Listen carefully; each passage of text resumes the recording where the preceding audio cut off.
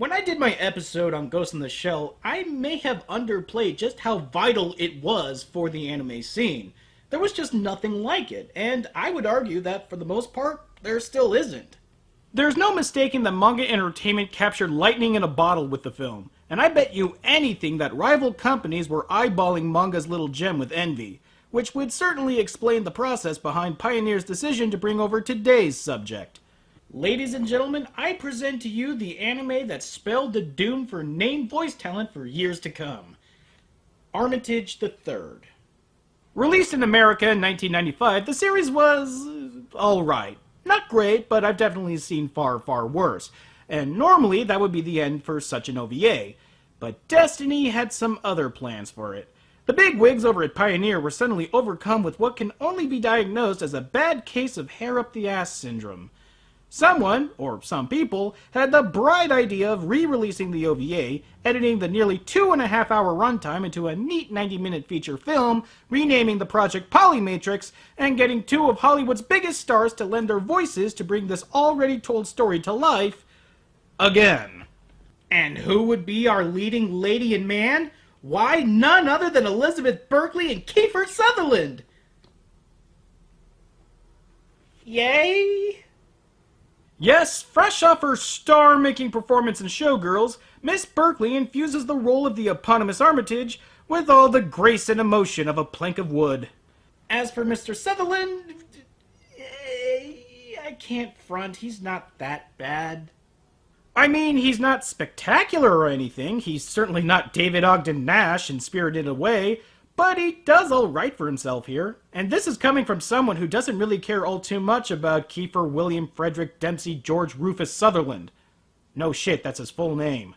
Truth be told, the recasting doesn't bother me too much, but that is a problem. To really understand why I have so many problems with Polymatrix, though, we're going to have to get down and dirty with the dissection. I promise I'll be gentle. We begin with Ross, Kiefer Sutherland, flying into Mars on some commercial spaceliner. And that's when the shit hits the fan. It's remarkably clear that they did more than just edit down the original OVA, even in just the first few minutes here. Not only did they pare down the length, they rearranged scenes and added footage that I think was initially cut from the OVA. This results in a beginning that is so confusing, they might as well have been speaking actual Martian.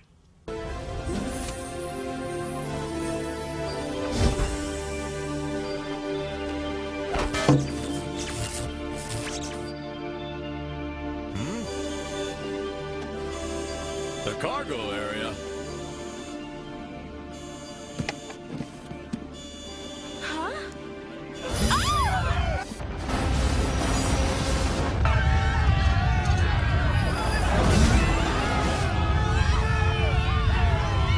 Why did that guy smash a guitar into that console? Was that what caused the tram to go so fast? How? And to make matters worse, the next time we see Ross, he's perfectly fine.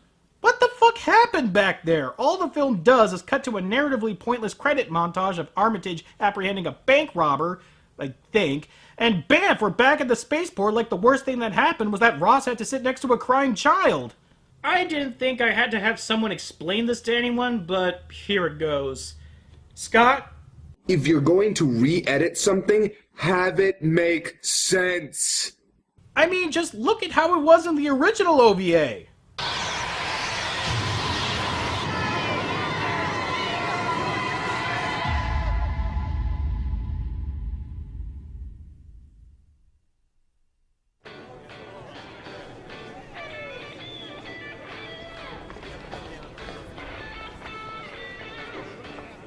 Okay, bad example.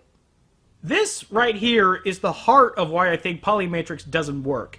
It's a re-edited version of a story that wasn't told particularly well in the first place.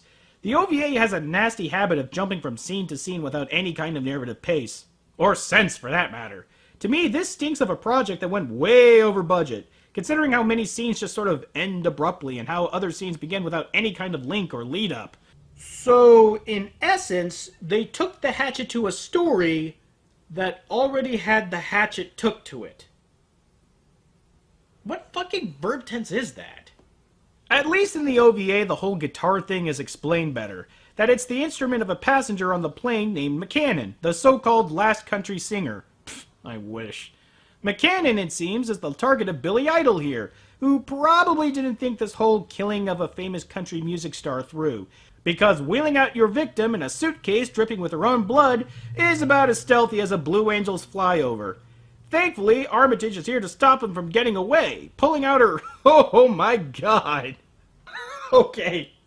Along with the crazily sexualized outfit, the animators also gave her a cute little pink gun. It's like Barbie's first death machine. And I'm serious. Even though she's 4'0" and probably weighs 70 pounds wet, she racks up a higher body count than polio. And now that she has Billy dead to rights, she won't let him get away. Her name was Kelly McCannon. She was a famous country singer. In fact, the only country singer in the universe. I guess this means they're extinct. And the suspect? You were on his getaway vehicle, you dumb asshole! Seriously, she jumps on his car as he's trying to get away, and not even a minute passes by before she bamps back onto the scene, telling Ross she doesn't know what happened. What, did she get thrown off the car and ran her ass off back into the spaceport, and she's just lying because she doesn't want to look bad? And yes, this happens in the OVA too. Apparently editing can't save your film from plot holes the size of Sam Worthington's head. Seriously, have you really looked at the guy? Motherfucker has a head like a potato. It looks like things take a twist for the cybernetic as it's revealed that McCannon is really a robot in disguise. Keep waiting for that Transformers reference, it'll never come. As the Martian PD try to puzzle over this most confusing of murders, Armitage takes Ross to his new home after getting transferred, where a strange broadcast appears, featuring Billy taunting over how he killed McCannon. Who are you?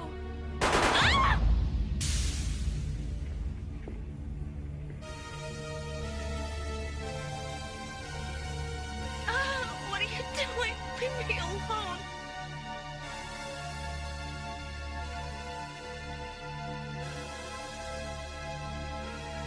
Ooh, nice. I know you guys can't see it, but let's just say there's no Brazil on Mars. As Ross settles in, it becomes clearer and clearer that there is a large amount of anti-robot sentiment on Mars, as the public blames them for the rampant unemployment. Hell, I'd be on the Martian side too if robots looked like the kawaii Desu nightmares here. The anti-robotic sentiment is so strong that Ross and Armitage's assignment isn't so much to find Billy, but rather to find out who made McCannon, because such advanced robotics is illegal on Mars. So, of course, the first step is to find out how much her manager knew about her. Now you're positive that that woman on the shuttle with you was Kelly McCannon? Well? Of course I'm sure. Excuse me. Please tell me you found Kelly, won't you, huh? No stinking robot can play a guitar or sing the way Kelly does. I'm her manager. I know her better than anybody. She's the most human woman I know. Oh, wow. It's like the voice director knew that Stephen Bloom was going to be as big as he is today, so he made him go for the most pathetic drunk guy ever.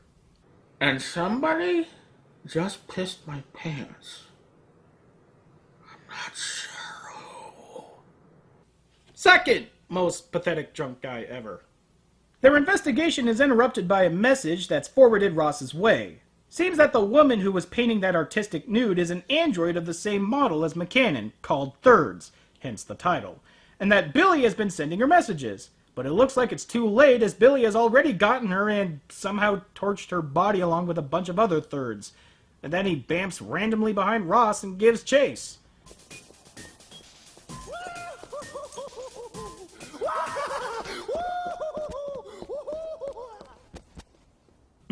Okay. I'll admit, Billy here is my favorite character, if only because he actually shows emotion. Manic scene-chewing emotion, but emotion! And really, when your main leads are a low-key, dull-as-dishwater cop and a spunky jailbait android, it's not hard for the villain to steal the show. Which is actually a shame because I would have really dug Armitage if she were voiced by, I don't know, anyone other than Elizabeth Berkley. Hell, even Juliette Lewis did a better job in the sequel. Yeah, you destroyed the humans, too. I'll bet you knew that 18% of the staff were people. But not by much. You, of all people, should understand my work. After all, didn't a cyborg kill your partner? They're a pestilence!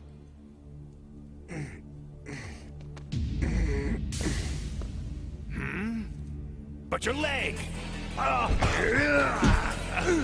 Okay, hold the phone. What are these two, magic? How did they get outside? Ross pushes Billy into a door that wasn't behind him in the previous shot, and where in the fuck is the gigantic stained glass window in this outside shot? Fuck if I know where it is, but I certainly do know where it's not. The original OVA. Yeah, there's an entire fight sequence that was edited out of the film that actually explains how the hell these two got here. One would think the last thing they would want to edit out is an action sequence, or edit anything at all for that matter. So, Billy has Ross on the ropes, but in comes Armitage to save the day, and let Elizabeth Berkley here have her Oscar moment. You monster! Yeah, that's right, I'm a monster. Just another name for a third in your book. What are you gonna do? Destroy me? Why? What did we ever do to humans? If humans don't want me, then why did they create me? To be a baby factory. No, I'm not trying to be chauvinistic here or anything. That's really why they were created. This is jumping ahead in the story, but I couldn't wait to talk about this little bit for much longer.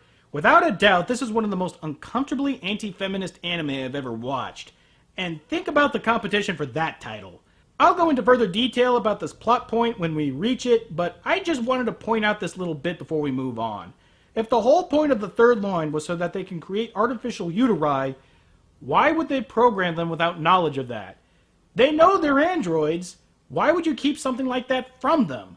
That is so counterproductive to the stated goal that it almost smacks of sabotage. This has been a pedantic moment with Sage.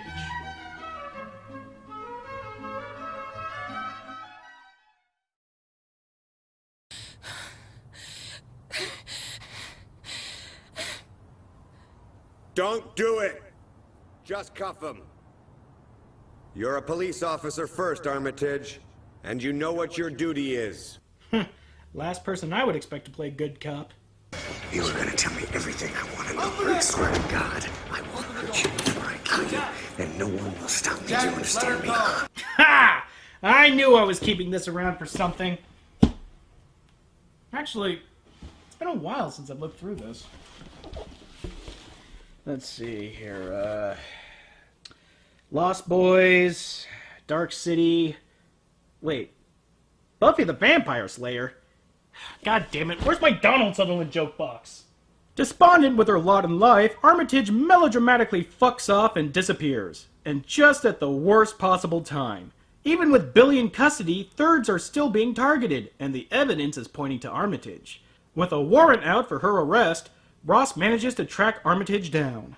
I was worried about you. I used to love the playground after school. I was a pretty clumsy kid, though. I took a tumble off the seesaw once and bawled all the way home. Wait, she's a robot with the ability to grow like a real human being. Okay, brushing aside the fact that this is really stretching my believability module, why would they do that? Again, if the whole point of the thirds is so that androids can reproduce, why put them through puberty and essentially delay their sole function? You might be thinking it's to help sell the masquerade of them being human if they had a documented childhood and such, but what's the point of the cover-up if it's established that over a third of the Martian population are unregistered? I doubt we'll find any record of them because 37% of the population isn't registered here. Hell, if the whole point of the thirds is to be a living womb, why even build a female frame around it? Well, I guess some men would be kind of self-conscious jacking off into a cybernetic uterus. You know, the normies. So, out of nowhere, Armitage finds her so-called brother, the only male in the third line, I think. Goddamn Japanese and their androgyny. By the way, shouldn't you be in class? No, I'm transferring my thoughts to the main memory at the navigation center. What for? To make a backup of myself, obviously. Well, let's go. Huh? Where? To the memory server at the ad tower, of course. You want to learn the purpose of the thirds, don't you? I can't believe it, you're a third? Wow, guys, that's editing. Simply say you have to go someplace, and then smash cut to you at that place. Brilliant! Let me try that. Oh, I got it. Come on, guys. We gotta go to Christina Hendricks' dressing room.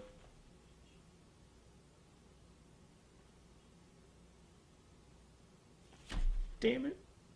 Just in time to heighten tension, the elevator that the three bamfed onto goes out of control and winds up crippling Ross. And just to make matters worse, surprise mech attack!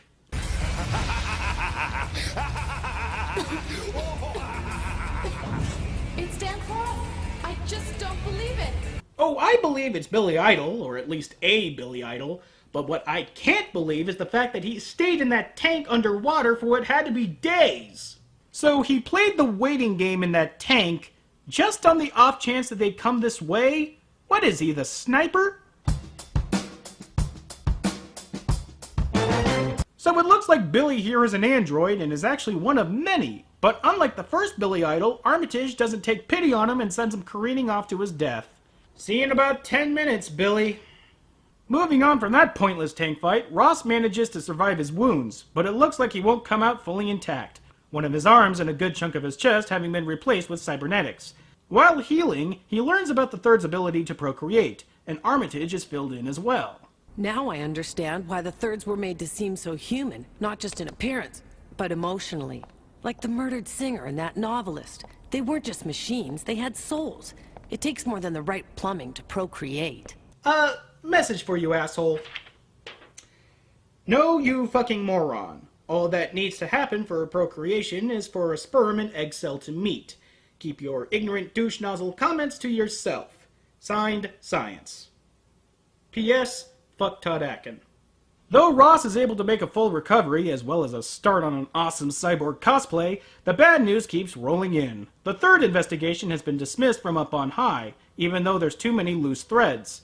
Meanwhile, Armitage has been looking through her brother's memory banks to see if there's any information leading towards why the Thirds were created with the ability to breed. But once again, in comes Billy to fuck shit up and hack her brother. God, this guy's died more times than Krillin. Hell, he doesn't even get to go down swinging either. Armitage just pops a few caps into some wiring that somehow fries his brain. And this also leads to her brother being killed, somehow. And I was just getting attached to the little useless asshole. Coming to her aid, Ross meets back up with Armitage, having both been branded rogue officers by the Martian government. So with nothing left to lose, they decide to say fuck it and find the real Billy Idol being guarded in a hospital. And you guessed it, another Billy Idol fight!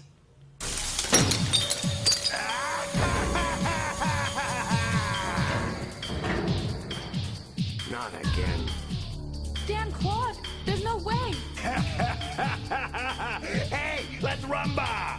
God bless you, you insane bastard. You're the only one keeping me invested in this. I know this is a problem that isn't easily conveyed in a review like this, but the pacing is just god-awful here. Big surprise, I know, considering they edited 50 minutes out of a 2.5-hour OVA series. But that's only a part of it. The story was structured like an OVA, with appropriate rising and falling actions as dictated by an episodic narrative. Here, in a film, this kind of pacing just makes it feel incredibly tedious. I'm watching a robotic psychopath wreck shit in a hospital in a gigantic mech suit. I should not be feeling like I'm watching NASCAR.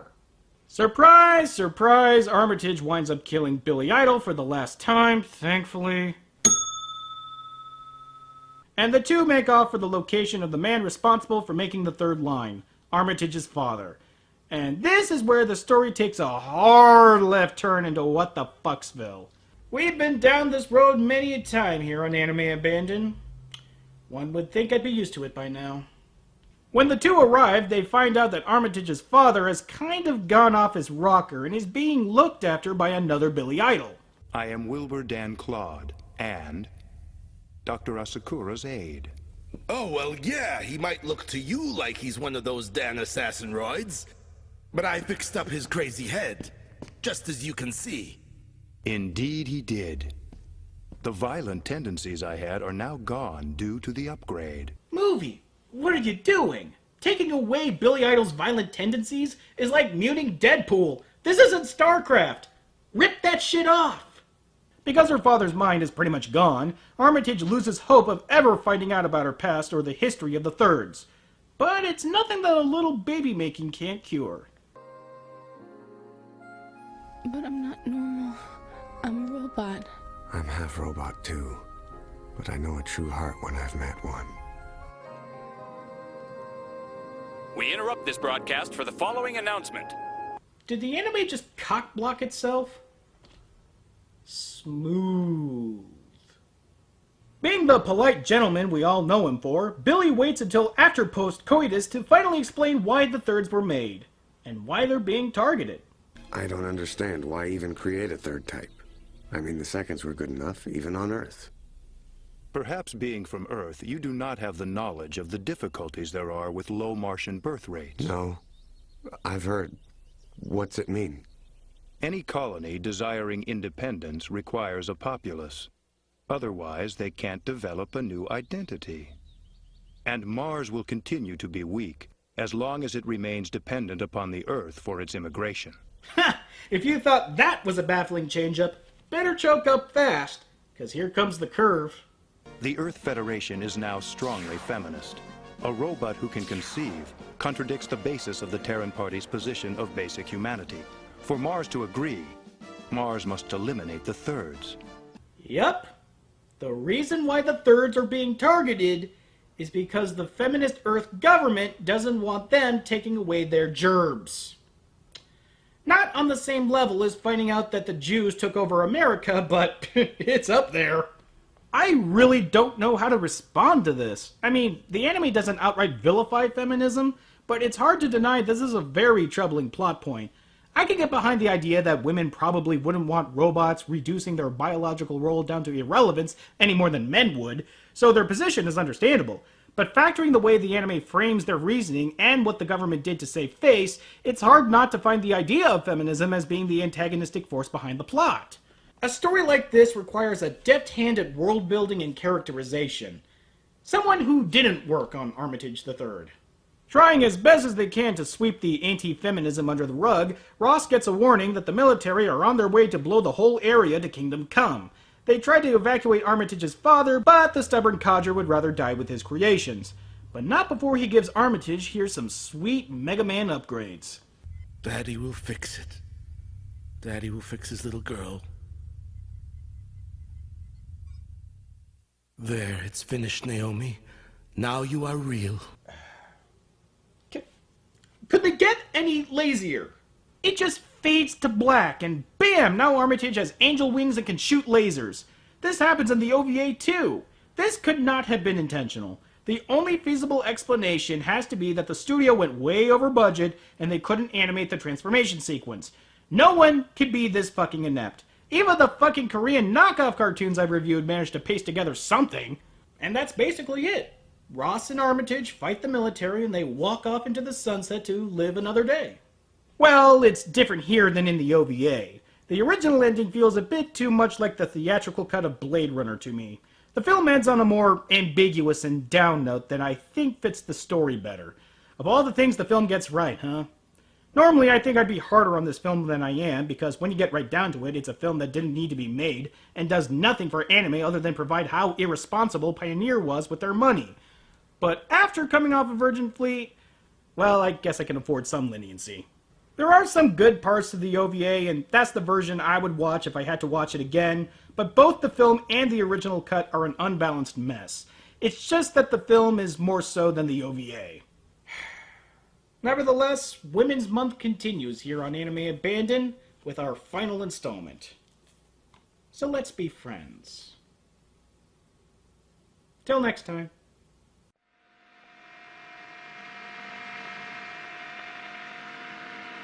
You